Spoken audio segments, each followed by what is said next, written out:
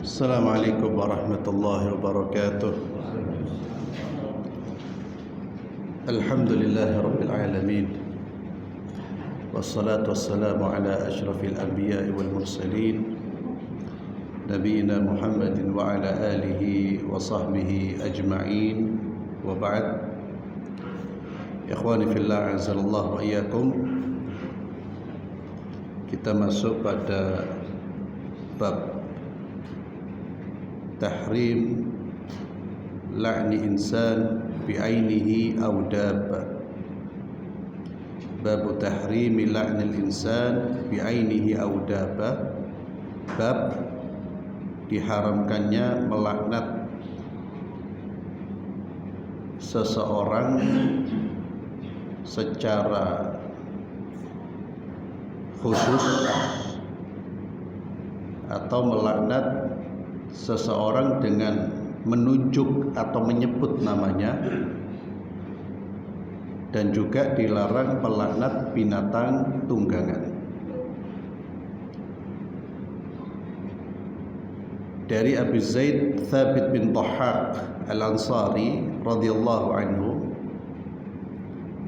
Thabit bin Dhahhak atau Abu Zaid Thabit bin Dhahhak Al-Ansari ini sahabat yang ikut serta dalam Bai'at Ridwan.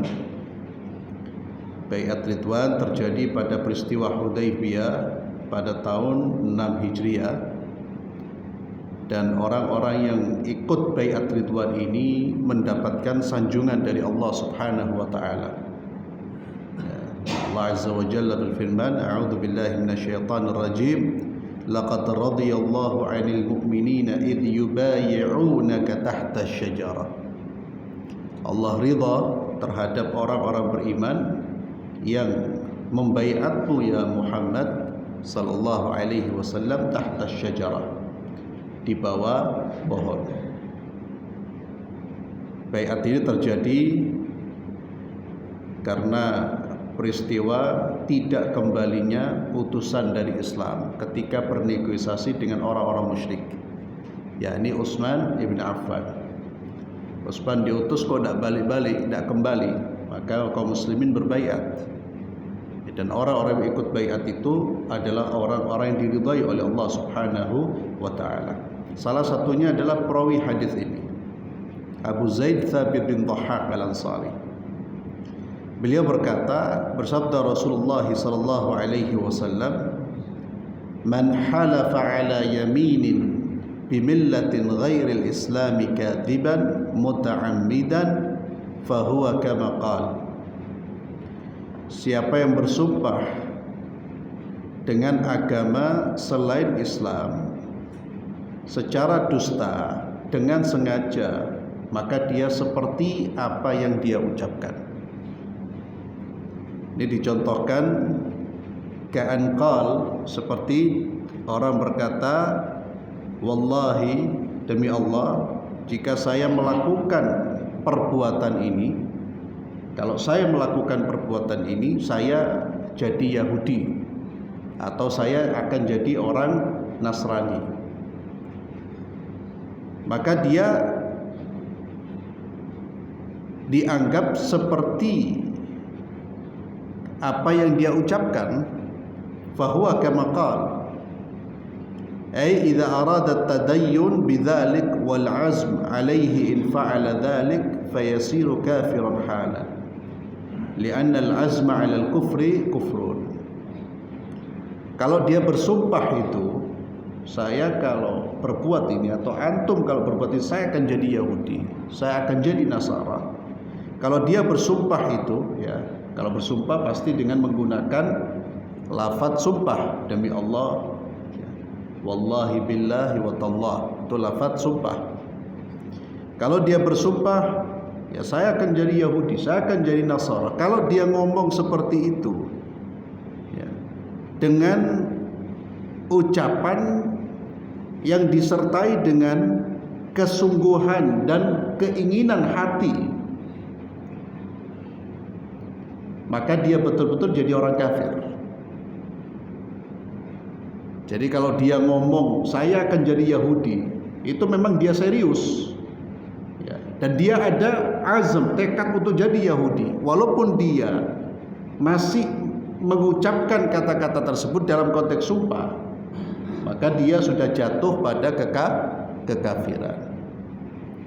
Tapi kalau dia ngomong seperti itu, amma idza arada al-mubalagha, ya, hanya sebagai ucapan yang ya untuk betul-betul menekankan bahwa dia tidak melakukan atau dia tidak akan melakukan satu perbuatan.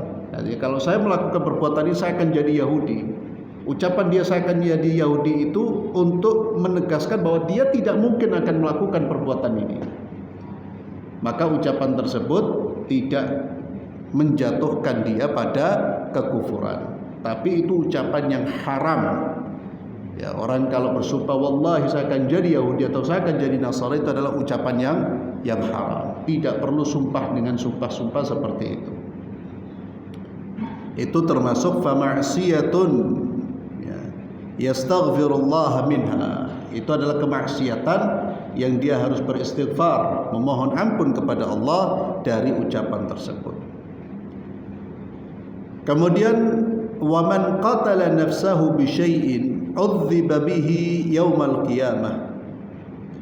Barang siapa yang membunuh dirinya atau bunuh diri dengan sesuatu, maka dia akan diazab di hari kiamat dengan menggunakan sesuatu yang dia gunakan untuk bunuh dirinya. Di dalam hadis yang lain Nabi menyebutkan sallallahu alaihi wasallam, siapa yang bunuh diri dengan minum racun, maka dia akan disiksa di hari kiamat dengan terus menenggak racun.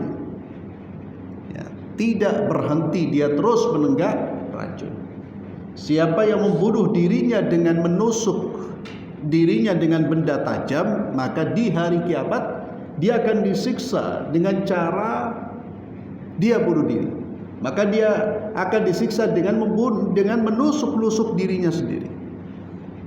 Jadi berat sekali sanksi orang-orang yang bunuh diri. Dan kasus bunuh diri itu meningkat. Kasus bunuh diri itu meningkat. Ya, apalagi di saat orang ya atau di negara yang kemudian orang tertekan, ya, yang mengalami krisis ekonomi. Ketika iman menipis, lalu tekanan hidup begitu kuat, orang bisa lari mengambil solusi bunuh diri. Baru-baru ini ada seorang angkatan yang bunuh diri. Ya, bayangkan itu dididik militer itu pendidikannya, tapi iman tidak ada. Ya. Bahkan yang lebih tragis itu sekarang kasus bunuh diri itu menyentuh anak-anak, menyentuh remaja. Dibully di sekolah, dibully itu diolok-olok, diasingkan, kemudian dia tidak tahan bunuh diri. Ada anak yang bunuh diri gara-gara orang tuanya nggak bisa bayar SPP, malu dia bunuh diri. Ya, ini juga menjadi PR kita. Ya, kalau sudah melihat ada anak sudah mulai murung, menyendiri, didekati.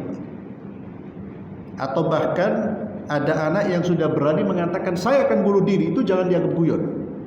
Ya, jangan dianggap guyon karena terjadi kasus seperti itu. Ya, remaja mengatakan saya akan bunuh diri, dianggapnya sepele sama orang tuanya. Ini cuma ucapan emosional, tapi ternyata akhirnya dia bunuh dirinya sendiri. Ya, ya apalagi anak-anak remaja sudah terpengaruh dengan situasi, dan dia terpengaruh juga dengan tontonan yang dia tonton di layar televisi. Ini dosa besar yang jangan dianggap dosa ini tidak akan dialami oleh orang-orang sekitar kita. Jangan dianggap. Ya. Apalagi kondisi sekarang, kondisi orang iman itu sudah mulai melemah. Ya. Tekanan-tekanan hidup semakin menguat. Itu banyak orang kemudian dia tidak punya prinsip, ya, tidak punya keyakinan kepada Allah, dan dia tidak mengenal Allah, maka dia akan memilih solusi yang na'udzubillah. Jadi justru akan menyebabkan dia tersiksa terus sampai ya waktu yang tidak ditentukan. Terus ya, orang bunuh diri itu kan tersiksa terus ya. Ya, dia ingin lari dari sempitnya hidup, ya, lari dari sempitnya hidup menuju sempitnya alam barzakh, bahkan sampai hari kiamat. Na'udzubillah. Maka kasihan. Apalagi kasus di negara-negara yang mayoritas penghuninya bukan umat Islam, ya, termasuk di Jepang, bahkan di negara-negara maju kasus bunuh dirinya tinggi. Ini menunjukkan bahwa kehidupan yang tinggal di negara hidup yang semuanya terpenuhi itu belum tentu membuat orang itu tenang. Kita yakin betul bahwa kebahagiaan, ketenangan itu letaknya di dalam diri dan bersumber dari diri. Kalau apa yang di dalam ini sudah benar, baik imannya kokoh, dia hidup dimanapun tenang hidupnya. Sebagaimana ungkapan yang masyhur dari Syekhul Islam Ibnu Taimiyah rahimahullah taala, ketika terjadi perbedaan pendapat, lalu musuh-musuh, ya, lawan yang tidak mampu menjawab dengan hujjah, akhirnya difitnah menggunakan kekuatan penguasa, dipenjara Ibnu Taimiyah. Kata Ibnu Taimiyah, mereka ingin menekanku, padahal mereka tidak sadar bahwa syurgaku itu berada di dalam jiwaku. Kebahagiaanku itu berada di dalam jiwaku. Dimanapun aku ditempatkan, di situ aku akan merasakan kebahagiaan. Jadi dahsyat sekali sanksi bagi orang-orang yang bunuh diri. Walaysa 'ala rajulin nadhrun fima la yamlikuhu. Tidak ada nadar bagi seseorang atas seseorang, ya, di dalam apa-apa yang dia tidak miliki. Ya, maka nazar ini tidak ada nilainya. Saya bernazar akan mengumrohkan istri saya, ya, padahal dia belum punya zawat, dia belum punya istri. Saya bernazar. Jadi nazar-nazar yang dia tidak punya, dia tidak miliki, maka nazar seperti ini mulghah. Jadi tidak ada nilainya dan tidak perlu la yajibul wafa. Tidak ada kewajiban untuk memenuhi. Wala'nul mu'min kaqatlihi. Dan ini yang berkaitan dengan judul kita. Melaknat orang mukmin itu seperti membunuhnya. Apa maksudnya? Wa annal ithma al murattab alaihi kal murattab ala qatlihi. Bahwa dosa yang diterima oleh orang yang melaknat saudaranya itu seperti, atau dia akan menerima dosa seperti kalau dia membunuh saudaranya. Itu bahayanya orang melaknat saudaranya. Dan betapa mudahnya kita ngomong mal'un. Itu kayak zikir bagi sebagian orang. Kena sedikit mal'un fulan, lu berat banget itu berat. Hati-hati dengan mengucapkan laknatullah. Ini yang dimaksud dengan la'nu insan bi'aini. Jadi melaknat seseorang itu dengan tunjuk orang tersebut atau dengan menyebut namanya. Itu tidak dibenarkan dan harus mewaspadai melaknat seseorang secara khusus. Nanti diperbolehkan kita mengatakan laknat, tapi secara umum. Seperti laknat Allah bagi orang-orang zalim. Allah melaknat orang-orang yang menisbahkan diri bukan kepada ayahnya umpamanya. Ya. Allah melaknat orang yang bernazar kepada selain Allah. Dan itu memang perbuatan-perbuatan yang pelakunya dilaknat. Tapi kita mengucapkan laknat itu tidak secara khusus, tapi kita menyebut laknat bagi orang-orang yang berbuat. Siapa yang berbuat seperti ini dia terlaknat, siapapun. Tapi ketika ada satu orang berbuat seperti yang dilaknat oleh Allah, jangan langsung kamu terlaknatlah. Tapi kita katakan kamu melakukan perbuatan yang mendatangkan laknat Allah. Kamu bisa dilaknat loh. Karena mungkin orang yang melakukan perbuatan terlaknat itu mungkin dia tidak tahu. Mungkin dia dimaafkan oleh Allah. Maka kita hanya mengingatkan, hei, perbuatanmu ini merupakan perbuatan yang bisa mendatangkan laknat.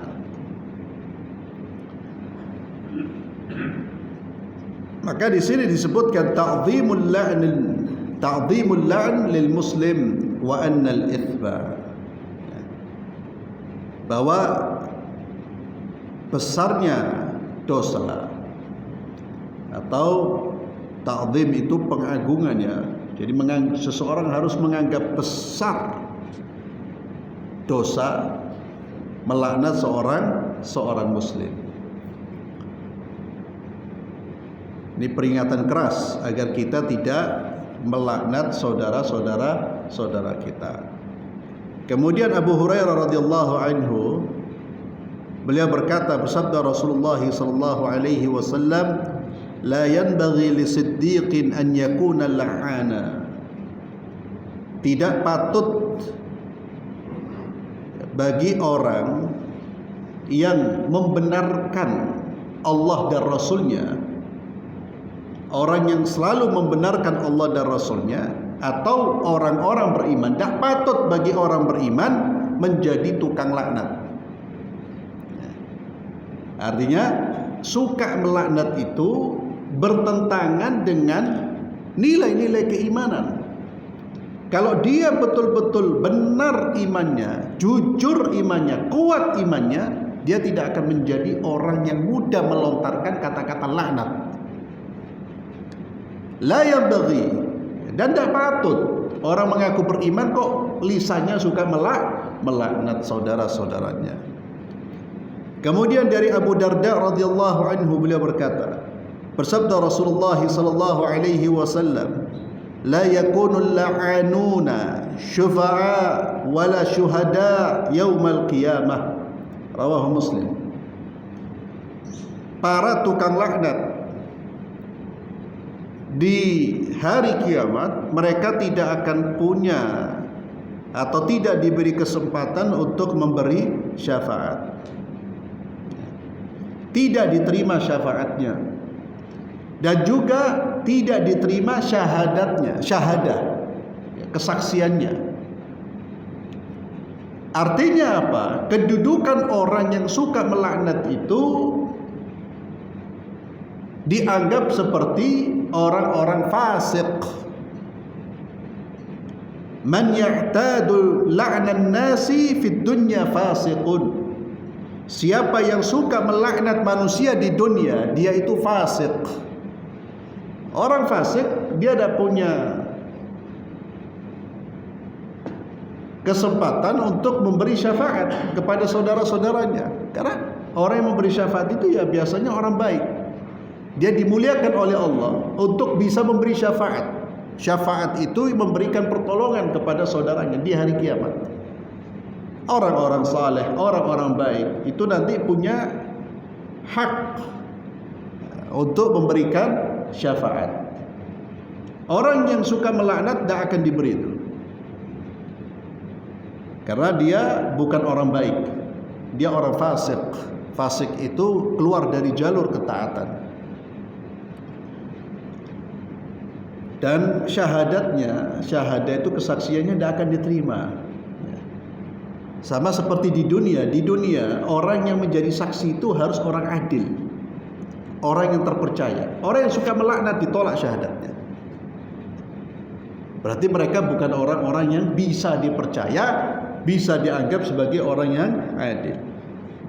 Kemudian Samurah bin Jundub radhiyallahu anhu, beliau berkata, Bersabda Rasulullah sallallahu alaihi wasallam, "La tala'anu bi la'natillah wala bi ghadabihi wala bin nari." Janganlah kalian saling melaknat dengan laknat Allah. yakni dengan mengatakan laknatullah alaik, Allah melaknat kamu, Allah melaknat fulan. Dan janganlah saling melaknat. Dan juga janganlah saling mendoakan dengan murkanya Allah. Semoga Allah memurkai dirimu, atau mengatakan Allah memurkai dirimu. Dan juga mengatakan engkau akan disiksa oleh Allah. Apalagi memastikan kamu pasti akan disiksa oleh Allah. Tapi yang boleh kita katakan apa? Kalau dia melakukan perbuatan yang bisa mendatangkan siksa Allah, kita katakan apa? Jangan kamu melakukan perbuatan ini, karena perbuatan ini akan mendatangkan siksanya Allah. Itu berbeda dengan kita langsung memvonis kamu pasti disiksa oleh Allah. Atau mendoakan semoga kamu disiksa oleh Allah. Menvonis itu berarti mendahului ketetapan Allah. Mendoakan itu berarti kita menjauhkan dia dari surga. Padahal kita dianjurkan untuk mengajak orang untuk masuk ke dalam surga. Jangan dijerumuskan dia dengan perbuatannya menuju neraka, tapi didakwahi. Jadi ini bukan berarti kita tidak boleh mengatakan atau mengancam dengan api neraka, bukan. Yang tidak boleh menvonis, itu beda. Yang boleh kita katakan adalah kamu telah melakukan perbuatan yang bisa mendatangkan siksa Allah. Kalau Allah tidak mengampuni, Allah akan siksa dirimu. Kalau Allah tidak mengampuni. Jadi ucapannya itu masih diucapkan dengan menyandarkan keputusan akhirnya kepada siapa? Kepada Allah. Kita jangan pernah menvonis orang ya, kalau dia berbuat kejelekan, keburukan, kamu pasti fulan ini pasti diazab lah. Bisa jadi kita akan diazab oleh Allah karena ucapan kita itu. Jangan mendahului takdir Allah Subhanahu wa taala. Maka Asy-Syaikh berkata, ya, masyayikh yang menulis kitab Nuzhatul Muttaqin berkata, an-nahyu 'anid du'a bi la'natillah aw ghadabi aw nar li'azmi sya'ni dzalika kullihi. Larangan untuk mendoakan atau larangan dari berdoa dengan laknatnya Allah, semoga engkau dilaknat, laknatnya Allah kepadamu, atau juga dengan murkanya Allah atau dengan neraka. Kemudian Abdullah bin Mas'ud radhiyallahu anhu, beliau berkata, bersabda Rasulullah sallallahu alaihi wasallam, laisal mu'min bit-ta'an wala la'an wala al-fahish wala al-badhi, rawahu Tirmidzi.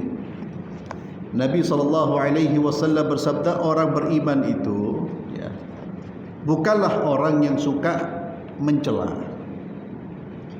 Orang beriman itu bukanlah orang yang suka melaknat. Orang beriman itu bukanlah orang yang fahish, yang sikap dan perkataannya itu kotor. Walal badhi, dan juga bukan orang yang melakukan tindakan-tindakan bodoh, as-safih, atau tindakan-tindakan rendahan, tindakan-tindakan yang tidak baik. Maka di sini Nabi sallallahu alaihi wasallam menyatakan laisal mu'min, ya, dan yang dimaksud laisal mu'min ay al-kamilul iman. Tidak dianggap orang mukmin yang sempurna imannya, orang mukmin yang baik imannya, orang yang suka mencela. Ta'an itu suka caci maki, suka mencela orang. Atau orang yang suka melaknat. Laknatullah alaik mal'un, laknatullah alaik mal'un. Itu bukan orang mukmin yang baik. Atau orang yang suka ngomong tidak baik, ngomong porno, ngomong keburukan. Ya, kalau bahasa kita orang yang suka misu. Misu itu apa? Suka ngomong yang tidak benar. Ya, apalagi orang-orang Surabaya ngerti itu. Sedikit-sedikit ngomong kata-kata yang kasar, kata-kata yang kotor, kata-kata yang buruk. Itu bukan akhlaknya orang beriman. Kalau dia mukmin sungguhan, dia tidak akan keluar kata-kata itu. Demikian pula dengan tindakan, perilaku dan kata-kata yang rendahan, yang bertentangan dengan akhlak yang mulia. Itu tidak akan keluar dari orang beriman. Maka hadis ini juga memberikan pelajaran kepada kita bahwa iman yang kuat, iman yang sungguh-sungguh, iman yang benar, itu akan mencegah seseorang dari mengucapkan kata-kata yang tidak baik. Kata-kata yang tidak baik itu bentuknya bisa caci maki, menghina, melaknat, ngomong kotor. Orang mukmin kalau dia kuat imannya, dia akan tercegah itu. Kalau kita merasa masih suka ngomong kotor, kalau kita merasa kita masih suka mencaci maki, kita merasa kita masih suka menghina, itu berarti ada problem di dalam keimanan kita. Sehingga indikator keimanan itu tidak hanya terlihat dari aspek ibadah kita. Jadi hati-hati antum. Ya. Hati-hati ya. Termasuk ketika kita berkumpul, guyon, itu hati-hati. Kalau kita kemudian lisan kita itu pedes, nyakiti orang, Pak, berarti harus ngulang itu sholatnya itu. Ya. Artinya ngulang itu kalau sholat lagi, itu betul-betul diperhatikan, berarti ada yang salah. Karena seharusnya sholat kita itu mencegah lisan kita, mencegah pikiran kita, mencegah perbuatan kita dari al-fahsya wal munkar, dari perbuatan keji dan munkar. Kemudian dari Abu Darda radhiyallahu anhu, beliau berkata, sabda Rasulullah sallallahu alaihi wasallam, innal 'abda idza la'ana syai'an sa'idatil la'natu ila as-sama' فتغلق أبواب السماء دونها ثم تهبط إلى الأرض فتغلق أبوابها دونها ثم تأخذ يمينا وشمالا فإذا لم تجد مساغا ورجعت إلى الذي لئن فإن كان أهلا لذلك وإلا رجعت إلى قائلها. Abu Darda radhiyallahu anhu berkata, bersabda Rasulullah sallallahu alaihi wasallam, sesungguhnya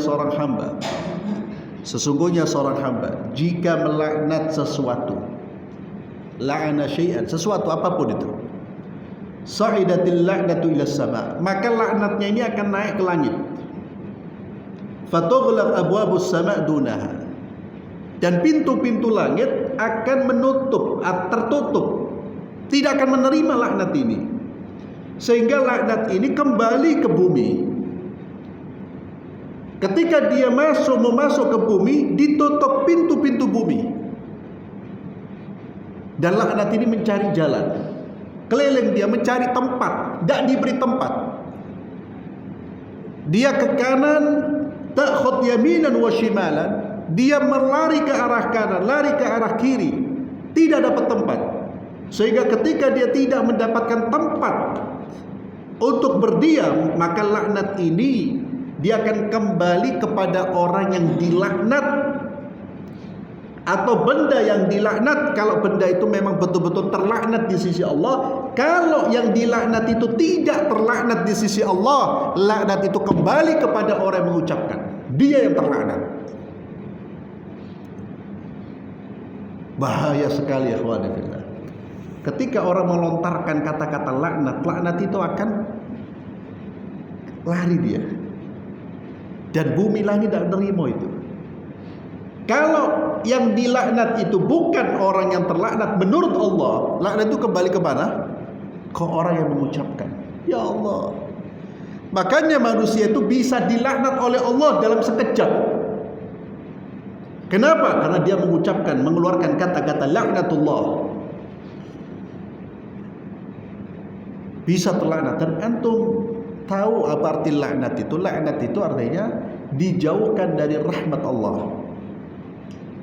Artinya ketika seorang mendoakan semoga kamu dilaknat, artinya semoga kamu dijauhkan dari rahmat Allah subhanahu wa ta'ala. Dan manusia tidak akan masuk surga kecuali dengan rahmat Allah. Tidak ada satupun manusia yang masuk ke dalam surga Allah kecuali dengan rahmat Allah Subhanahu wa taala. Orang yang dilaknat adalah orang yang dijauhkan dari rahmat Allah. Kemudian dari Imran bin Husain radhiyallahu anhuma, beliau berkata, tatkala kami bersama Rasulullah sallallahu alaihi wasallam di sebagian perjalanan beliau atau di salah satu perjalanan beliau, ada seseorang dari kalangan Ansar, seorang wanita yang naik atau berada di atas tunggangannya, di atas ontanya. Lalu ontanya ini melakukan, atau dia tidak senang dengan ontanya, dilaknatlah onta oleh si wanita ini. Ya, jadi melaknat binatang tunggangannya. Ketika Nabi SAW mendengar wanita ini melontarkan laknat kepada binatang tunggangannya, Nabi SAW bersabda, "Khudhu ma 'alaiha wa da'uha fa innaha mal'unah." Kamu tinggalkan unta itu. Kamu ambil barang-barang yang kamu letakkan di atas pundak unta itu, kamu ambil semuanya, kamu biarkan unta itu. Biarkan dia berjalan. Qala Imran bin Husain, sahabat yang meriwayatkan hadis ini berkata, "Faka'anni araha al-an tamshi fi an-nasi ma ya'rid laha ahadun." Saya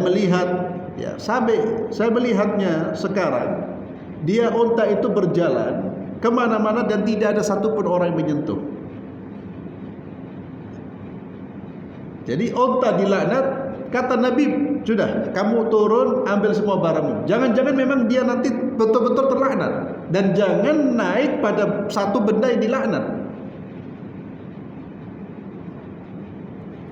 Kemudian dari Abu Barzah, Nadla bin Ubaid al-Aslam, beliau berkata, tatkala ada jariyah, ada seorang wanita yang berada di atas tunggangannya, dan di atas tunggangan tersebut ada beberapa barang, ada barang-barang yang dia letakkan di atas tunggangan tersebut. Ketika wanita ini melihat Nabi SAW dan dia merasa jalan di gunung itu dia merasa sempit, ya, jalan yang akan dilalui karena Nabi dan rombongannya. Kemudian dia berkata, wanita ini, Allahumma la'anha, ya Allah laknatlah. Entah dia ada apa, dia mengucapkan Allahumma la'anha, ya Allah laknatlah unta ini. Nabi SAW pun berkata, la tusahibna naqatun 'alaiha la'nah. Jangan menemani kami binatang tunggangan yang dilaknat. Binatang tunggangan yang sudah terlaknat jangan menemani kami. Rawahu Muslim.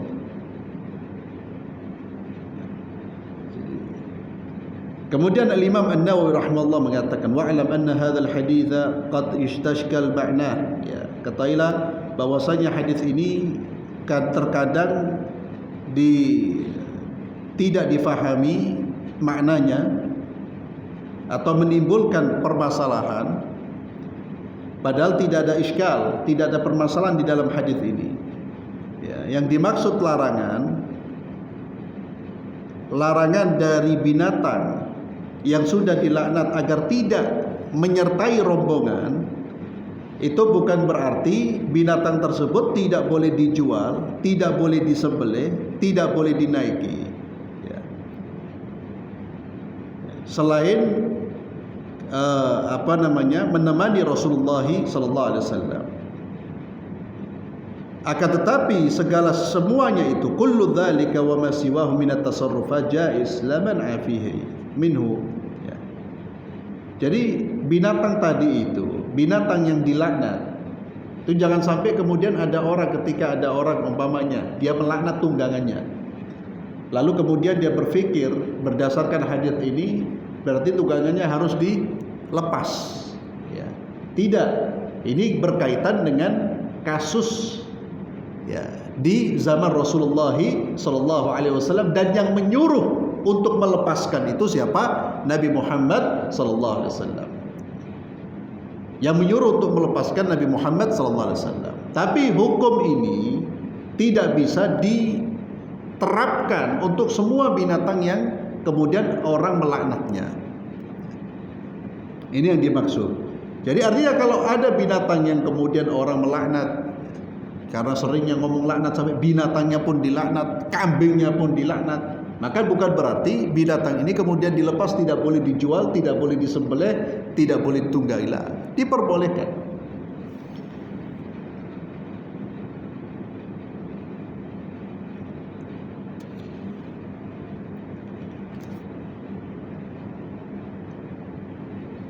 Hanya saja hadis-hadis ini ikhwani fillah, hadis tentang binatang tunggangan yang dilaknat, kemudian Nabi menyuruh untuk mengambil dan membiarkan dia berjalan sendiri. Ini kata para ulama at-tahdhir minal la'n, ya, peringatan dari perbuatan melaknat. Dan juga pelajarannya adalah menjauhi berkawan dengan para mubtadi' wal fasiki, dan orang-orang fasik. Mubtadi' itu orang-orang yang merubah agama Allah Subhanahu wa taala dengan memasukkan akidah yang tidak pernah diajarkan oleh baginda Muhammad sallallahu alaihi wasallam, atau merubah tatanan ibadah. Agama ini dirubah, ditambahi atau dikurangi. Ada mubtadi' atau fasik, orang-orang fasik. Pelaku bid'ah, orang yang merubah agama dan orang yang menyimpang dari agama, itu sebaiknya dijauhi. Kenapa? Karena mereka berpotensi, bisa jadi mereka orang yang dilaknat oleh Allah. Bukan menuduh, tapi bisa jadi. Maka lebih baik menjauhi. Jangan berkawan dengan manusia-manusia mendapatkan murkanya Allah. Berkawanlah dengan manusia-manusia yang saleh, yang bertakwa. Karena perkawanan itu akan membawa apa? Membawa pengaruh. Kalau kawan kita ini orang yang diberkahi oleh Allah, dimuliakan oleh Allah, pengaruhnya nanti ke kita juga. Tapi kalau kawan kita ini orang yang dilaknat dan Allah menurunkan azab, kita juga kena. Kalau binatang saja yang terlaknat dijauhi, apalagi manusia. Lah, manusia-manusia yang berpotensi mendapatkan laknat itu al-mubtadi'. Manusia yang merubah-rubah agama Allah Subhanahu wa taala. Seperti orang-orang yang merubah akidah Islamiyah, yang merubah akidah yang diajar oleh Nabi Muhammad sallallahu alaihi wasallam, seperti Rafidhah, orang-orang Syiah yang kemudian meyakini bahwa para sahabat Rasulullah itu kafir semuanya, istrinya Nabi itu pelacur, kemudian mereka menghina ulama-ulama ahlu sunnah wal jamaah. Mereka meyakini imam-imam mereka itu ma'sum, terlepas dari dosa. Bahkan sebagian dari mereka meyakini lebih mulia dari Rasulullah SAW. Ada Rafidah, sepakat ahlu sunnah mereka bukan ahlu sunnah. Atau kelompok Jahmiyah yang menolak sifat-sifat Allah, ya. Atau kelompok Jabariyah, Rafidah, itu orang-orang kelompok bid'ah yang sepakat. Ahlu sunnah mengatakan itu bukan ahlu sunnah wal jamaah. Orang kalau sudah menyimpang agamanya, jauhi. Ya. Kalau kita tidak ada kekuatan untuk mendakwai mereka, mengajak mereka, maka tidak perlu bersahib, berkawan. Ya. Karena takut, kita khawatir jangan-jangan mereka mendapatkan murka Allah Subhanahu wa taala. Demikian pula orang-orang fasik. Fasik itu yang sudah keluar dari jalur ketaatan, meninggalkan ibadah kepada Allah, meninggalkan salat 5 waktu, atau melakukan dosa-dosa besar. Jauhi mereka, jangan berkawan dan jangan duduk bersama dengan mereka. Maka orang-orang kalau mau safar, lihat kawannya. Jangan ikut-ikut dengan orang fasik, wala mubtadi', khalas. Jangan ikut-ikutan. Li'annahum, kata masyayikh kita, mahallul la'nat. Karena mereka-mereka itu adalah orang-orang yang bisa dilaknat oleh Allah Subhanahu wa taala. Karena nanti kita akan baca beberapa pada pertemuan berikutnya, ada dosa-dosa yang memang dilaknat oleh Allah dan Rasulnya. Maka nanti judulnya Babu Jawaz La'n Ashabil Ma'asi Ghairil Mu'ayyinin. Diperbolehkan melaknat pelaku maksiat tapi tidak disebut namanya atau tidak secara ditunjuk, tidak secara langsung. Ya, nanti seperti kita mengatakan kepada orang-orang berbuat umpamanya Nabi SAW melaknat orang yang merubah batasan tanah. Maka kita ingatkan kepada manusia, hei, Allah melaknat orang yang merubah batasan tanah.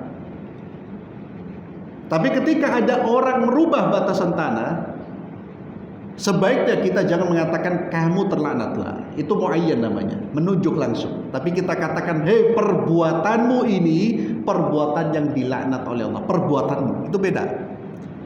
Kita melaknat perbuatannya dengan melaknat langsung orangnya.